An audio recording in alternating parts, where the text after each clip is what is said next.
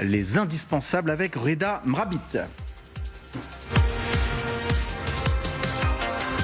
Bonsoir Reda. Bonsoir David, bonsoir à tous. Alors, de quoi parle-t-on exactement ? Eh bien, on va voir d'abord via ces images, ces hélicoptères volant dans le ciel de Vilnius, ces passants agitant le drapeau lituanien d'un côté, allemand de l'autre, et puis ces chars exposés, le tout pour une cérémonie en grande pompe avec un passage en revue des troupes par le chancelier Friedrich Merz. Il s'agit donc d'une brigade allemande qui s'est installée en Lituanie ce jeudi. Concrètement, cette base est la 45e brigade blindée de l'armée allemande. Elle compte pour l'heure 350 soldats, mais vous voyez, il y aura 5000 personnes sur place d'ici 2027.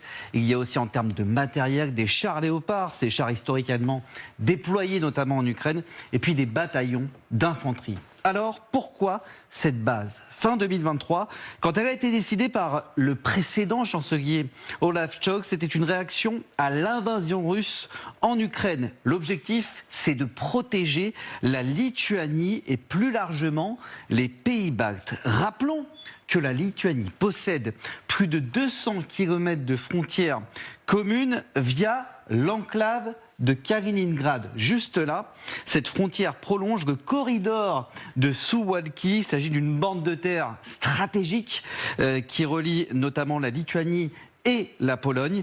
L'inquiétude évidemment, c'est que la Russie, un jour, veuille s'en emparer et couperait ainsi l'accès aux pays baltes de l'Union européenne. Une menace évidemment que Friedrich Merz prend très au sérieux.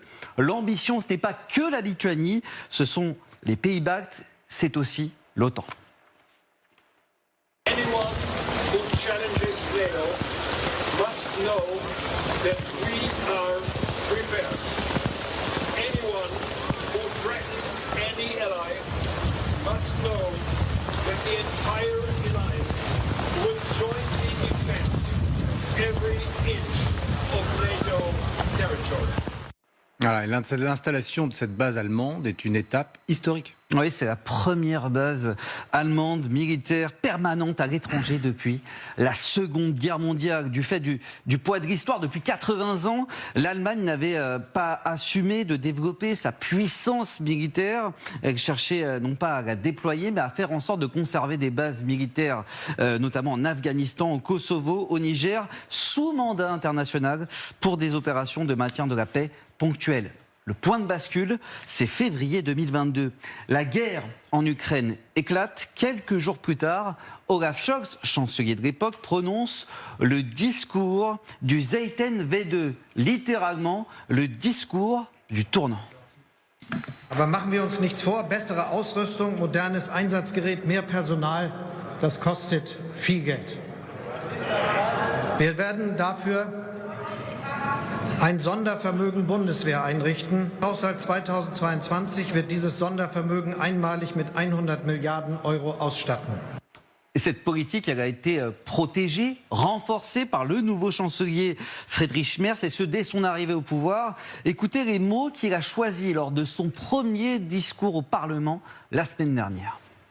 Die Bundesregierung wird zukünftig alle finanziellen Mittel zur Verfügung stellen, die die Bundeswehr braucht, um konventionell zur stärksten Armee Europas zu werden. Das ist dem bevölkerungsreichsten und wirtschaftsstärksten Land Europas nicht mehr als angemessen. Das erwarten auch unsere Freunde und unsere Partner von uns. Mehr noch, sie fordern es geradezu ein.